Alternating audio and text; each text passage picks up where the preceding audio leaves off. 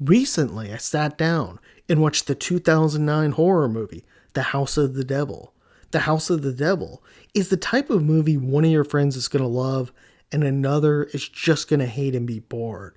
Oddly, though, I found myself sort of in the middle when I watched it and finished it. It wasn't horrible by any means, but it also wasn't awesome and something I'd suggest to people.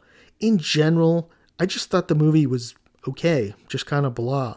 It was creative and original in the beginning of the film. However, I didn't think the ending really added anything new and ironically wasn't very creative and pretty unoriginal.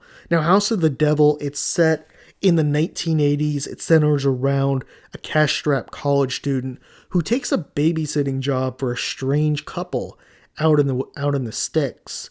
Things go from strange to creepy and to eventually downright terrifying for the young woman as she learns she's being used in this satanic ritual to birth the Antichrist. So the movie flows pretty well, and it does a good job of making the audience, I thought, feel that you're in the 1980s. It's even shot in some sort of grainy lens, the camera lens, to give that feel of like an 80s horror movie, a B movie.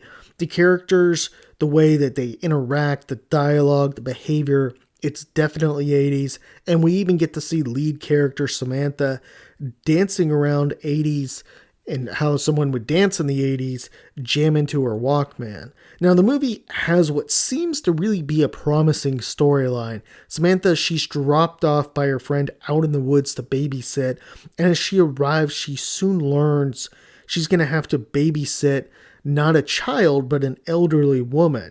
Now, it's an odd scenario, and Samantha's friend Megan, who drives her there, warns her, tries to persuade her to leave, but Samantha's offered $400 for really just a few hours of work. So she stays, and once Megan leaves, Megan is killed. Soon Samantha begins to discover something is wrong though in this house. It's very bizarre. And then she orders a pizza. She eats some pizza laced with a sedative and eventually wakes up in a pentagram and learns she's going to be used in a satanic ritual. Now, much of the storyline on the surface seems promising. If I was to read that to someone or someone was to read that to me, I'd be pretty interested in knowing kind of what happens in this movie.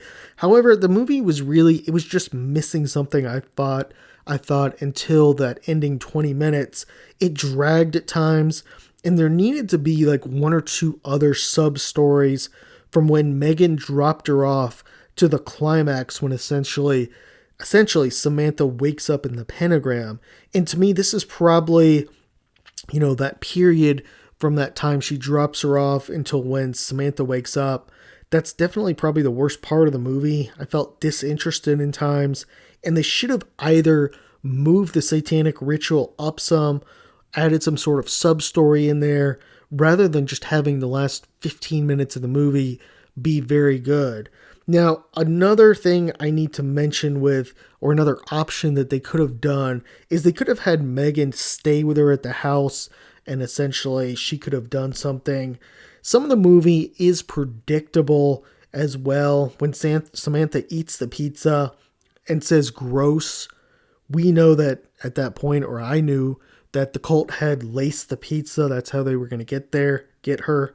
And it's especially obvious because the old man kept insisting she order pizza while he's talking to her about, the babysitting job. In addition, I thought the satanic ritual was a little cliched too. We know she was either going to be sacrificed or birth the Antichrist. And one of the big stories in the background was around this lunar eclipse that was happening in the movies. They mentioned on the background in the TV, it's mentioned by some people in some conversations. And since those are rare, I kind of assume that they're going to try and plant the seed to birth the Antichrist because that had some sort of significance. In that sense, the ending wasn't very original or creative, I thought. Now, we've seen this same story done multiple times. We saw it done recently with the remake of The Omen and also Immaculate that came out. And those movies, they do a good job building the suspense and hinting out what's happening. I thought that both those movies had some good in-between scenes. This film, it's kind of a lull until the ending. All this said, I still have to point out the acting was excellent in this movie, the cinematography, and many of the set pieces. It really made you feel like you were in the 80s too.